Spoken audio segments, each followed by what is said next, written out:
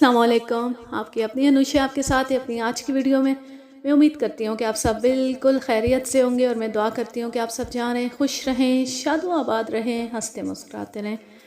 میں آپ کے لیے لے کر آئی ہوں ایڈوکیٹ مرزا امجد بیگ کی ایک اور کرائم سٹوری، جس کا نام ہے کشش زر، یعنی دولت کی کشش، دولت کی طلب یا جستجو، ہوس۔ تو چلیں شروع کرتے ہیں۔ یہ ایک ایسی میشر بدامہ کا فساد ہے جس کا خیال تھا شادی کے بعد مرد کو ماں کی ضرورت نہیں رہتی۔ ایک روز میں عدالتی کاموں سے فارغ ہو کر اپنے دفتر پہنچا تو ایک شخص کو انتظار گاہ میں ٹہلتے ہوئے پایا۔ اس کی عمر 30-32 سال کے لگ بھگ معلوم ہوتی تھی۔ وضاقتہ سے وہ کھاتے پیتے گھرانے کا فرد معلوم ہوتا تھا۔ اس کی حرکات و سکنات سے انتہائی پریشانی ظاہر تھی، اور میرا خیال ہے کہ وہ کچھ بڑبڑا بھی رہا تھا۔ میری سیکریٹری نے بتایا کہ وہ شخص تقریباً 1.5 گھنٹے سے میرا انتظار کر رہا ہے۔ میں نے اس کے ساتھ رسمی بات چیت کی اور اسے اپنے کمرے میں لے گیا۔ اس کا نام طالب حسین تھا اور وہ ایک کاروباری فیملی سے تعلق رکھتا تھا۔ وکیل صاحب، میں ایک عجیب مصیبت میں پھنس گیا ہوں۔ کل رات میں کراچی میں موجود نہیں تھا۔ کسی نے میری عدم موجودگی میں میری کار چوری کی اور ایکسیڈنٹ کر دیا، پھر وہ کار کو جائے حادثہ پر چھوڑ کر فرار ہو گیا۔ اور سب سے زیادہ تکلیف دہ بات یہ ہے کہ ایکسیڈنٹ میں ہلاک ہونے والا میرا سگا بھتیجا تھا۔ اس کا نام عامر تھا اور عمر صرف 7 سال تھی۔ مجھے یہ سب کچھ اخبار کے ذریعے معلوم ہوا ہے، یہ دیکھیں۔ اس نے ہاتھ میں پکڑا ہوا اخبار میرے سامنے رکھ دیا۔ حادثے کی خبر میں بچے کی تصویر بھی موجود تھی۔ میں نے یہ خبر صبح ہی پڑھی ہے۔ میں نے اخبار لے کر غور سے پوری خبر پڑھی۔ لکھا تھا، تیز رفتار کار نے کمسن بچے کو کچل دیا، ڈرائیور کار چھوڑ کر فرار ہو گیا۔ گزشتہ روز فیروز آباد کے علاقے میں نیلے رنگ کی مزدا کار نے ایک 7 سالہ بچے کو جو اپنے گھر کے سامنے کھیل رہا تھا کچل کر ہلاک کر دیا۔ حادثہ شام کے وقت پیش آیا۔ حادثے کے بعد ڈرائیور کار کو موقع پر چھوڑ کر فرار ہو گیا۔ متوفی کا نام عامر تھا اور اس کے ورثاء کا کہنا ہے کہ مذکورہ کار عامر کے سگے چچا طالب حسین کی ملکیت ہے۔ پولیس طالب حسین کو تلاش کر رہی ہے۔ خبر پڑھنے کے بعد میں نے اخبار ایک طرف رکھ دیا اور کہا، آپ کا کہنا ہے کہ آپ حادثے کے وقت کراچی میں موجود نہیں تھے اور کسی نے آپ کی عدم موجودگی میں کار چوری کر لی تھی؟ جی ہاں، یہی ہوا ہے، اور اس کمبخت نے میرے ہی بھتیجے کو کچل ڈالا۔ اگر آپ کراچی میں موجود نہیں تھے تو کہاں تھے؟ اس نے جواب دینے میں تھوڑا سا تامل کیا، بولا، میں حیدرآباد گیا ہوا تھا اور آج صبح ہی واپس آیا ہوں۔ آپ پہلے تو ضمانت قبل از گرفتاری کا کچھ انتظام کریں۔ مجھے اس کی بات بے وزن سی معلوم ہوئی۔ میں نے کہا، آپ کے پاس یقیناً اس بات کا ثبوت موجود ہوگا کہ آپ حیدرآباد گئے تھے۔ وہاں آپ کسی ہوٹل میں ٹھہرے تھے یا کسی دوست کے گھر؟ ٹھہرا تو میں ہوٹل میں ہی تھا، مگر کسی اور نام سے ٹھہرا تھا۔ میں نے بس کا ٹکٹ بھی سنبھال کر نہیں رکھا۔ طالب حسین، عدالت بغیر ثبوت کے کوئی بات تسلیم نہیں کرتی۔ جو کچھ آپ مجھے بتا رہے ہیں وہ آپ کی حیثیت کو مزید مشکوک بنانے والی بات ہے۔ آپ نے ہوٹل میں اپنا اصلی نام کیوں نہیں لکھایا؟ اگر آپ سمجھتے ہیں کہ حیدرآباد کا ذکر کرنا مناسب نہ ہوگا تو کوئی اور بات سوچ لیتے ہیں۔ سوری، میں ان وکیلوں میں سے نہیں ہوں جو محض اپنی فیس کی خاطر حقائق کو توڑ مروڑ کر پیش کرتے ہیں۔ اگر آپ مجھے صحیح حالات نہیں بتائیں گے تو میں آپ کی مدد نہیں کر سکوں گا۔ آپ کے بھائی کے کیا تاثرات ہیں؟ کیا آپ ایکسیڈنٹ کے بعد اس سے ملیں؟ میرے بھائی تو فوت ہو چکے ہیں، 1.5 سال پہلے ان کا انتقال ہو گیا ہے۔ وہ کچھ زیادہ ہی پیچیدہ کیس معلوم ہوتا تھا۔ میں نے پوچھا، کیا آپ اپنی بھابھی سے ملیں؟ نہیں، میں کسی سے نہیں ملا۔ یہ خبر پڑھنے کے بعد میں اپنے گھر بھی نہیں گیا، پولیس سے چھپتا پھر رہا ہوں۔ دوست نے آپ کا پتہ بتا دیا اور کہا کہ پولیس سے چھپنے کے بجائے مجھے اپنی ضمانت کی فکر کرنا چاہیے، سو میں آپ کے پاس چلا آیا، لیکن آپ کچھ اور ہی بات کر رہے ہیں۔ بات یہ ہے کہ ہمیں اپنے موکل کے علاوہ اپنے پیشے سے بھی انصاف کرنا پڑتا ہے۔ بہترین وکیل وہ ہے جو قاتل کو پھانسی کے تختے سے بچا لیتا ہے۔ بہترین وکیل وہ نہیں ہے جو قاتل کو پھانسی کے تختے سے بچا لیتا ہے۔ میرے نزدیک بہترین وکیل وہ ہے جو اپنے موکل کو انصاف مہیا کرتا ہے۔ آپ خود سوچیں، اگر آپ کا کیس میرے ذہن میں واضح نہیں ہوگا تو میں آپ کی پیروی کیسے کر سکوں گا؟ وکیل صاحب، اس وقت میں بہت پریشان ہوں۔ آپ پہلے میری ضمانت منظور کرا لیں، اس کے بعد میں آپ کو سب کچھ بتا دوں گا۔ میں نے گھڑی پر نظر ڈالی۔ عدالت کا وقت ختم ہونے میں ابھی پون گھنٹہ باقی تھا۔ میں نے درخواست ضمانت ٹائپ کروائی اور طالب حسین کو ساتھ لے کر عدالت میں پہنچ گیا۔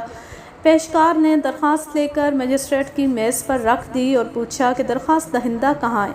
اس اثناء میں سادہ لباس میں ملبوس ایک شخص اندر آیا اور پوچھا کہ وہ کس قسم کی درخواست ہے۔ میں سمجھ گیا کہ وہ پولیس کا آدمی ہے۔ میں نے ادھر ادھر دیکھتے ہوئے کہا، میرا موکل شاید کہیں پیچھے رہ گیا ہے۔ ساتھ ہی میں نے طالب حسین کو اشارہ بھی دیا مگر وہ میرا اشارہ سمجھا نہیں۔ وکیل صاحب، میں ادھر کھڑا ہوں، اس نے کہا۔ ادھر پیشکار سادہ لباس پولیس اہلکار کے سوال کا جواب دیتے ہوئے بولا، یہ طالب حسین ولد ناظر حسین کی درخواست ضمانت قبل از گرفتاری ہے۔ وکیل صاحب، آپ درخواست ضمانت بعد از گرفتاری تیار کریں۔ پولیس اہلکار نے طنزیہ لہجے میں کہا، ہم صبح سے یہاں بیٹھے آپ کے موکل کا انتظار کر رہے تھے۔ اس نے ہمیں بہت پریشان کیا۔ اس نے طالب حسین کا بازو پکڑا اور کھینچتا ہوا باہر لے گیا۔ وہاں 3 پولیس والے کسی نامعلوم کونے سے نمودار ہو گئے تھے۔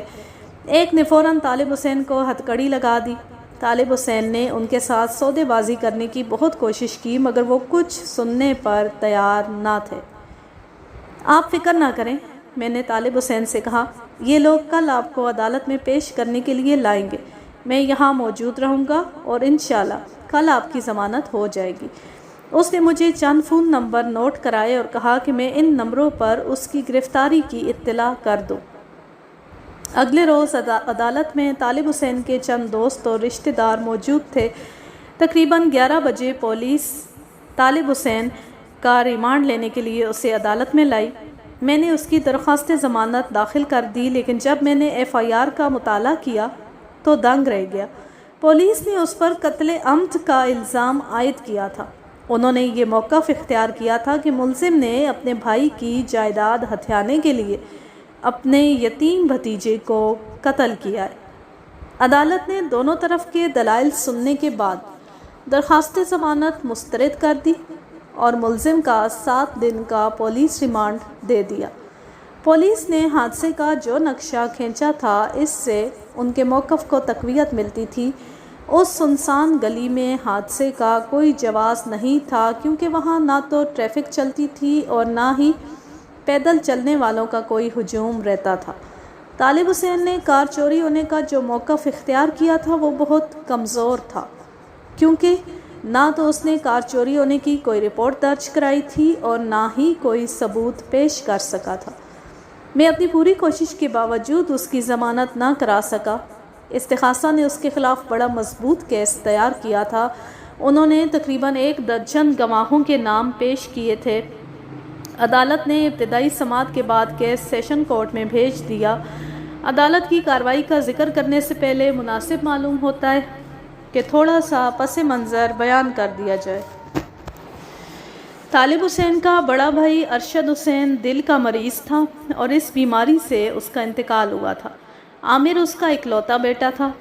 مسز ارشد، جس کا پورا نام فاخرہ یاسمین تھا، خاصی حسین اور پرکشش عورت تھی اور میں سمجھتا تھا کہ اس کے لیے لفظ عورت ہرگز موضوع نہیں۔ جب میں نے اسے پہلی مرتبہ عدالت میں دیکھا تو اس نے چست لباس پہن رکھا تھا اور 21-22 سال کی لڑکی لگتی تھی۔ وہ بیوہ ماں کی اکلوتی بیٹی تھی اور اس کا خاندان مالی اعتبار سے معمولی حیثیت کا مالک تھا، لیکن ارشد حسین سے شادی کے بعد اس کے دن پھر گئے تھے۔ ارشد حسین تقریباً 15-20 لاکھ کی جائیداد چھوڑ کر مرا تھا۔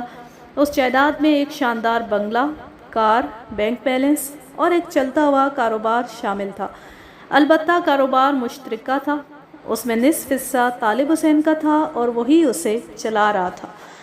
ارشد حسین کی وفات کے بعد اس کی ماں کی یہ خواہش تھی کہ فاخرہ کی شادی طالب حسین سے کر دی جائے، لیکن فاخرہ اور اس کی ماں اس رشتے پر راضی نہیں ہوئیں۔ شاید انہیں ڈر تھا کہ جو دولت ان کے ہاتھ آئی ہے وہ کہیں چھن نہ جائے۔ حالانکہ ارشد حسین کی ماں کی صرف یہ خواہش تھی کہ اس کا پوتا اور بہو اس کی نظروں کے سامنے رہیں۔ فاخرہ یاسمین کا ایک کزن جس کا نام مقصود علی تھا، ارشد حسین کی فرم میں کام کرتا تھا، اسے فاخرہ کی سفارش پر رکھا گیا تھا۔ وہ خاصا چلتا پرزا نوجوان تھا۔ ارشد حسین کی وفات کے بعد اس نے اپنی لفاظی کی بدولت طالب حسین کا اعتماد حاصل کر لیا تھا اور اس کے دستے راست کے طور پر کام کرتا تھا، اور طالب حسین کی گرفتاری کے بعد اس نے فرم کا پورا کنٹرول اپنے ہاتھ میں لے لیا تھا۔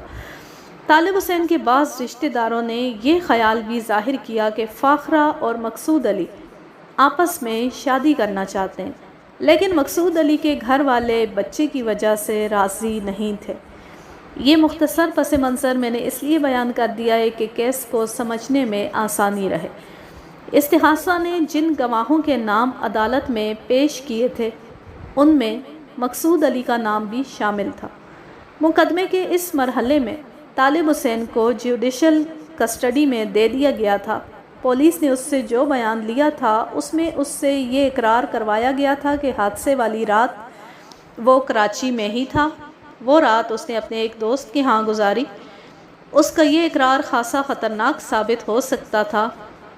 اس سے سیدھا یہ نتیجہ نکلتا تھا کہ حادثے کے بعد وہ فرار ہو گیا تھا اور اپنے دوست کے گھر میں جا چھپا تھا۔ انہی دنوں ایک نوجوان لڑکی میرے دفتر میں آئی اور کہا کہ وہ طالب حسین کیس کے بارے میں کچھ بات کرنا چاہتی ہے۔ اس نے اپنا نام نادرہ بتایا۔ وہ خاصی خوبصورت اور فیشنیبل لڑکی تھی۔ اس کے ساتھ ایک اور لڑکی بھی تھی جس کا نام مجھے یاد نہیں رہا۔ رسمی کلمات کے بعد نادرہ نے کہا، میں بہت دنوں سے آپ کے پاس آنے کا سوچ رہی تھی مگر میری ہمت نہیں پڑتی تھی۔ ایک تو پولیس سے ڈر لگتا تھا، دوسرے حسین صاحب کی بدنامی کا ڈر بھی تھا، لیکن اب میں ان کی زندگی خطرے میں دیکھ کر آپ کے پاس آ گئی ہوں۔ میں کچھ نہیں بولا۔ غالباً اس کے پاس کوئی اہم معلومات تھی جو مقدمے میں مفید ثابت ہو سکتی تھی۔ آپ کو معلوم ہوگا کہ حادثہ 6 دسمبر شام کے 7 بجے پیش آیا تھا۔ اس روز حسین صاحب میرے ساتھ تھے، میرا مطلب ہے کہ میرے گھر میں تھے۔ وہ رات انہوں نے ہمارے گھر میں گزاری تھی۔ صبح میں نے ہی وہ حادثے کی خبر پڑھی تھی۔ یہ سنتی ہی میں سیدھا ہو کر کرسی پر بیٹھ گیا۔ یہ بڑی اہم شہادت تھی اور مقدمے کا رخ پلٹ سکتی تھی۔ لیکن طالب حسین نے تو مجھے بتایا تھا کہ 6 دسمبر کو وہ حیدرآباد گیا ہوا تھا۔ مجھے معلوم ہے، یہ مشورہ میں نے ہی انہیں دیا تھا، مگر مجھے قانونی باریکیوں کا اندازہ نہیں تھا۔ یہ پتہ نہیں تھا کہ ثبوت بھی دینا پڑے گا۔ ثبوت تو اب بھی دینا پڑے گا، میں نے کہا۔ عدالت محض تمہارے کہہ دینے سے یہ بات تسلیم نہیں کرے گی کہ حادثے کے وقت ملزم تمہارے ساتھ تھا۔ تمہیں اپنی بات کا کوئی ثبوت پیش کرنا پڑے گا۔ وکیل صاحب، میرا عدالت میں جانے کا کوئی ارادہ نہیں ہے۔ میں نے آپ کو ایک سچی بات بتا دی ہے۔ آپ اس سچی بات کی روشنی میں اپنی قابلیت ثابت کریں۔ میں نہیں چاہتی کہ میرے عدالت میں جانے سے حسین صاحب کی خاندانی شرافت پر کوئی حرف آئے۔ یہ بات اس نے دوسری بار کہی تھی۔ میں نے پوچھا، کیا تمہیں اپنی عزت کی کوئی پرواہ نہیں ہے؟ اس نے ایک اداس سا کہکا لگایا، بولی، ہم کیا اور ہماری عزت کیا؟ ہم تو اس نظریے کے لوگ ہیں کہ بدنام بھی ہوں گے تو کیا نام نہ ہوگا۔ ہمیں تو ان لوگوں کی عزت کا خیال کرنا پڑتا ہے جو چھپ کر ہمارے پاس آتے ہیں۔ خاصی صاف گو لڑکی تھی، اس نے کوئی بات چھپانے کی کوشش نہیں کی تھی۔ میں نے پوچھا، طالب حسین کتنے بجے تمہارے گھر آیا تھا؟ مجھے صحیح وقت تو یاد نہیں، لیکن اتنا ضرور پتہ ہے کہ وہ 6 بجے سے پہلے آئے تھے۔ انہوں نے اپنی کار ہمارے گھر سے کافی دور مین روڈ پر کھڑی کی تھی۔ وہ ہمیشہ ایسے ہی کرتے تھے، ہمارے دروازے کے سامنے اپنی کار کھڑی کرنا مناسب نہیں سمجھتے تھے۔ صبح خبر پڑنے کے بعد انہیں یقین نہیں آیا کہ ایکسیڈنٹ ان کی کار سے ہوا ہے۔ وہ دوڑتے ہوئے مین روڈ پر گئے، لیکن وہاں کار موجود نہیں تھی۔ مجھے اس کے بیان میں کوئی جھوٹ نظر نہیں آتا تھا۔ غالباً وہ حادثہ کسی سوچے سمجھے منصوبے کا نتیجہ تھا۔ ایک علاقے سے کار چوری ہوتی ہے اور ایک دوسرے علاقے میں وہی کار ایک ایسے بچے کو کچل ڈالتی ہے جو کار کے مالک کا بھتیجا ہے۔ اگر وہ محض اتفاق تھا تو انتہائی حیرت انگیز اتفاق تھا۔ مس نادرا، تمہاری صاف گوئی مجھے بہت پسند آئی ہے۔ تمہارے بیان میں مجھے کوئی جھوٹ نظر نہیں آ رہا۔ ایک بات ذرا اچھی طرح سوچ کر بتاؤ، تمہارا کہنا ہے کہ طالب حسین 6 بجے تمہارے گھر آیا تھا اور صبح تک وہیں رہا تھا۔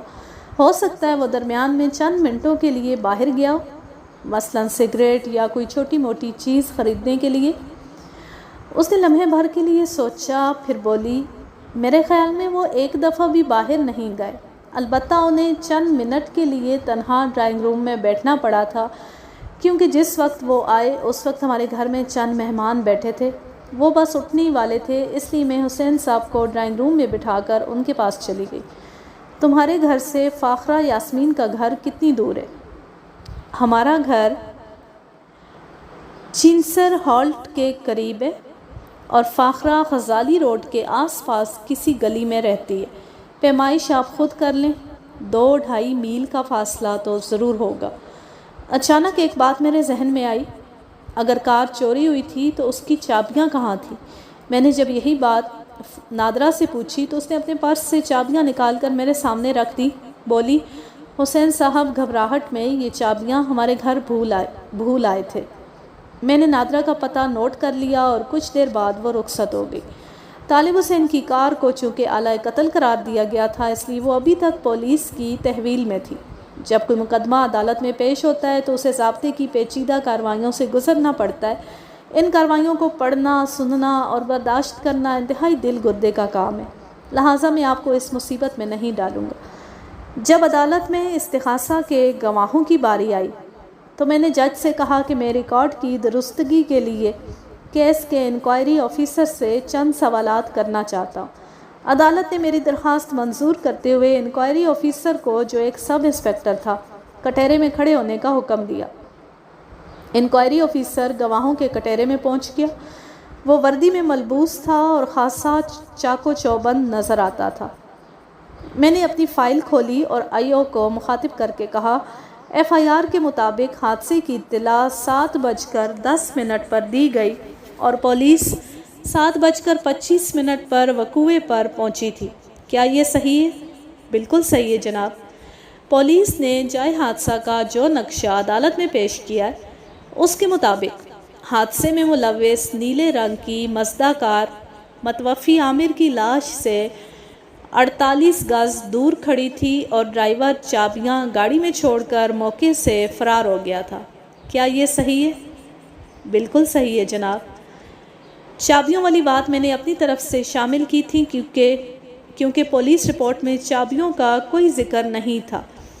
قبل اس کے کہ آئی او کے ذہن میں چابیوں کے بارے میں کوئی بات آتی، میں نے اگلا سوال کیا، ایف آئی آر کے مطابق وقوعے پر ضابطے کی کارروائی مکمل کرنے کے بعد مذکورہ کار پولیس نے اپنی تحویل میں لے لی تھی۔ کیا آپ بتا سکتے ہیں کہ کار کو کون ڈرائیو کر کے تھانے لے گیا تھا؟ مجھے ڈر تھا کہ کہیں وہ میرے سوال کی گہرائی میں نہ پہنچ جائے، لیکن اس نے سوال کے مقصد پر غور نہیں کیا۔ تھوڑی دیر سوچ کر بولا، میرا خیال ہے کہ ہیڈ کانسٹیبل جان محمد نے کار تھانے پہنچائی تھی۔ میرے پاس اپنی موٹر سائیکل تھی، اس لیے میں نے جان محمد سے کہا کہ وہ گاڑی تھانے پہنچا دے۔ کیا وہ اکیلا تھا یا اس کے ساتھ کوئی اور بھی تھا؟ میرا خیال ہے کہ 1-2 کانسٹیبل اس کے ساتھ گاڑی میں بیٹھ گئے تھے۔ میں نے شکریہ ادا کرتے ہوئے سوالات ختم کر دیے۔ اس کے بعد استغاثہ کی طرف سے متوفی عامر کی ماں فاخرہ یاسمین پہلے گواہ کے طور پر کٹہرے میں آئی۔ اس نے سیاہ پھولوں والی قمیض اور سیاہ شلوار پہن رکھی تھی، اس کا دوپٹہ بھی سیاہ رنگ کا تھا۔ اس کے چہرے پر سوگواری پائی جاتی تھی۔ بیان دیتے وقت کئی بار وہ اپنے جذبات پر قابو نہ رکھ سکی اور اس کی آنکھوں میں آنسو امڑ آئے۔ اس نے بیان دیتے ہوئے کہا، عامر میرا اکلوتا بیٹا تھا۔ اس کی موت کے بعد میری زندگی بالکل ویران ہو گئی ہے، کیونکہ میرے شوہر کا پہلے ہی انتقال ہو چکا ہے۔ اگر ان لوگوں کو میری جائیداد کی ضرورت تھی تو جج نے اسے ٹوکتے ہوئے کہا، بی بی آپ صرف یہ بتائیں کہ حادثے والے روز کیا ہوا تھا؟ جس وقت حادثہ پیش آیا اس وقت میں باورچی خانے میں تھی۔ عامر پڑوسیوں کے بچوں کے ساتھ گلی میں کھیل رہا تھا۔ اچانک میں نے دھماکے کی آواز سنی، ساتھ ہی تیز رفتار کار کی آواز بھی سنائی دی۔ 1 منٹ بعد 2-3 بچے اندر دوڑتے ہوئے آئے۔ وہ چیخ چیخ کر کہہ رہے تھے کہ عامر کا ایکسیڈنٹ ہو گیا ہے، عامر کا ایکسیڈنٹ ہو گیا ہے۔ یہ سن کر میرے ہاتھ پیر ٹھنڈے پڑ گئے۔ میں سب کچھ چھوڑ کر ننگے پیر باہر بھاگی۔ میرے سر پر دوپٹہ بھی نہیں تھا۔ جب میں گلی میں پہنچی تو میرا عامر خون میں لت پت پڑا تھا۔ وہ پھوٹ پھوٹ کر رونے لگی۔ میرا پھول جیسا بچہ گلی میں پڑا تھا۔ اس ظالم نے اسے اپنی کار کے نیچے کچل دیا تھا۔ اس نے طالب حسین کی طرف اشارہ کیا جو ملزموں کے کٹہرے میں سر جھکائے کھڑا تھا۔ اس معصوم نے اس کا کچھ نہیں بگاڑا تھا۔ اگر اسے دولت کی ضرورت تھی تو یہ مجھ سے کہتا۔ اب تو میں لاکھوں روپے خرچ کر کے بھی اپنے چاند کو واپس نہیں لا سکتی۔ اگرچہ عدالت میں چند جذباتی باتوں کی اجازت نہیں ہوتی، لیکن میرا خیال ہے کہ جج نے ایک ماں کے جذبات کا خیال کرتے ہوئے اسے بولنے دیا۔ جب وہ اپنے دل کی بھڑاس نکال چکی تو جج نے پوچھا، جب آپ گلی میں پہنچی تو وہاں آپ نے کوئی کار بھی دیکھی تھی؟ کار دور کھڑی تھی اور بچے اس کی طرف اشارہ کر کے بتا رہے تھے، لیکن مجھے کچھ ہوش نہیں تھا۔ میں تو اپنے عامر کو جلد از جلد اسپتال پہنچانا چاہتی تھی۔ ہمارے پڑوس میں ایک ڈاکٹر رہتے ہیں، ڈاکٹر عابد علی۔ انہوں نے عامر کا معائنہ کرنے کے بعد کہا کہ وہ مر چکا ہے، اسے اسپتال لے جانے کا کوئی فائدہ نہیں ہوگا۔ پھر پولیس وہاں پہنچ گئی۔ محلے کی عورتیں مجھے پکڑ کر گھر کے اندر لے گئیں۔ میری حالت مردوں سے بدتر ہو رہی تھی۔ مجھے کچھ پتہ نہیں تھا کہ باہر کیا ہو رہا ہے۔ اگرچہ وہ پولیس کیس تھا اور سرکاری وکیل اس کی پیروی پر مامور تھا، تاہم فاخرہ یاسمین نے ایک پرائیویٹ وکیل کی خدمات بھی حاصل کر لی تھی۔ اس کا نام کاظم حسین تھا۔ وہ ایک منجا ہوا وکیل تھا اور کیس کی اصل پیروی وہی کر رہا تھا۔ جب فاخرہ رکی تو اس نے اٹھ کر کہا، فاخرہ بی بی، وہ دھمکی والی کیا بات تھی؟ فاخرہ آنسو پوچھتے ہوئے بولی، ارشد کی وفات کے بعد میرے سسرال والے مختلف طریقوں سے مجھ پر دباؤ ڈال رہے تھے۔ یہ لوگ چاہتے تھے کہ میں ان کی ملازمہ بن کے ان کے گھر میں رہوں۔ کبھی کہتے اپنا مکان بیچ دو اور ہمارے ساتھ آ کر رہو، کبھی کہتے طالب سے شادی کر لو، کبھی مکان کرائے پر اٹھانے کی بات کرتے۔ حادثے سے چند روز پہلے میری ساس اپنے بیٹے کے ساتھ میرے گھر آئی اور مکان کا قصہ چھیڑ دیا۔ میں نے انہیں صاف صاف کہہ دیا کہ میں ان کے ساتھ نہیں رہ سکتی۔ اس پر طالب نے دھمکی دیتے ہوئے کہا، بھابھی جو کچھ تم کہہ رہی ہو اس کا انجام بہت برا ہوگا، اچھی طرح سوچ لو۔ میں اس وقت اس بات کا مطلب نہیں سمجھی تھی، لیکن جب اس نے میرے لخت جگر کو اپنی گاڑی کے نیچے کچل کر مار ڈالا تب ساری حقیقت میری سمجھ میں آئی۔ اس کی آنکھوں میں ایک بار پھر آنسو امڑ آئے۔ جب اس کا بیان ختم ہوا تو وکیل استغاثہ نے اس سے پوچھا، مسز ارشد حسین، آپ کے شوہر نے اپنی پسند سے آپ کے ساتھ شادی کی تھی یا اپنے ماں باپ کی پسند سے؟ یہ شادی ہماری اپنی پسند سے ہوئی تھی، میری اور ارشد کی پسند سے۔ میرے سسرال والے اس شادی کے سخت خلاف تھے۔ انہوں نے میرے شوہر کو اس شادی سے باز رکھنے کی بہت کوشش کی تھی۔ کاظم حسین نے پوچھا، شادی کے بعد آپ کتنا عرصہ اپنے سسرال میں رہی تھی؟ صرف چند مہینے۔ ہم نے پہلے ہی یہ بات طے کر لی تھی کہ ہم الگ رہیں گے۔ چند ماہ کے بعد ہم الگ ہو گئے تھے۔ پہلے کرائے کے مکان میں رہے، پھر اپنا مکان بنوا لیا۔ وکیل استغاثہ نفرت اور انتقام کو سارے کیس کی بنیاد بنانا چاہتا تھا۔ جب وہ سوالات ختم کر چکا تو عدالت کی اجازت سے میں سوالات کرنے کے لیے آگے آیا۔ آج کے لیے بس اتنا ہی۔ اب میں لیتی ہوں آپ سے اجازت۔ چاہیں خوش رہیں، شاد و آباد رہیں، ہنستے مسکراتے رہیں۔ اللہ حافظ، اللہ نگہبان۔